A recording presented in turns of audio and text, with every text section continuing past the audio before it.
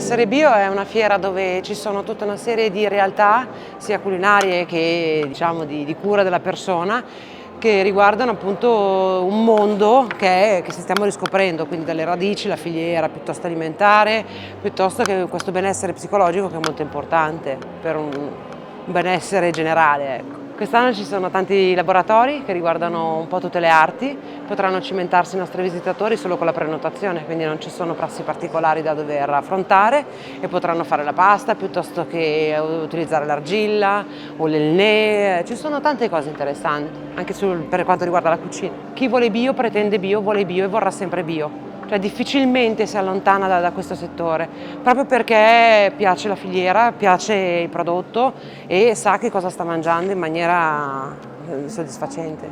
Sì, la fiera ci sarà il 26 e 27 febbraio 2022, ovviamente ci adegueremo qualora ci fossero delle novità per quanto riguarda tutte le normative Covid e gli espositori ci sono sempre tanti.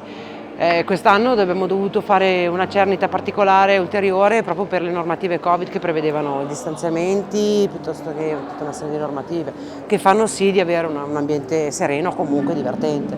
Noi facciamo terrarium. I terrarium sono delle piante che vivono in vetro e non hanno bisogno di essere manutenute. I kokedama sono detti anche perle di muschio, è una tecnica giapponese nata con i bonsai. In Giappone è un simbolo di buon auspicio e si regala normalmente alla cerimonia del tè. Allora, l'acchiappasogni serve appunto per acchiappare gli incubi, quindi avendo uno di questi acchiappasogni sopra il letto si dorme più sereni. Allora, sostanzialmente la differenza è esclusivamente in un eventuale effetto psicotropo, no? Quindi la differenza fra THC e gli altri cannabinoidi è proprio l'effetto psicotropo.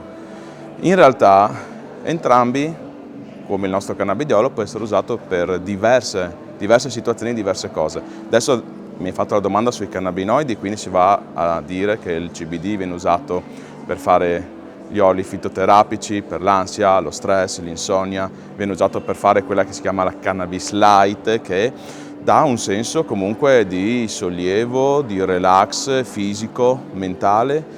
Poi la canapa, come si dice, non si butta mai via nulla, quindi si può usare anche la parte seme, la parte foglie, dalle tisane ai semi decorticati, le farine, ai tessuti, quindi c'è veramente un mondo intero. Siamo arrivati dalla Liguria per fare la farinata di ceci.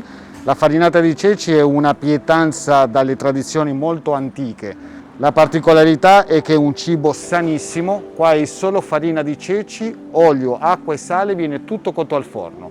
Beh, intanto qui oltre a una filosofia si va incontro anche a una disciplina medica che è la cristalloterapia, paramedica, insomma non ufficiale, non vista dalla scienza in maniera ufficiale, però che esiste da sempre.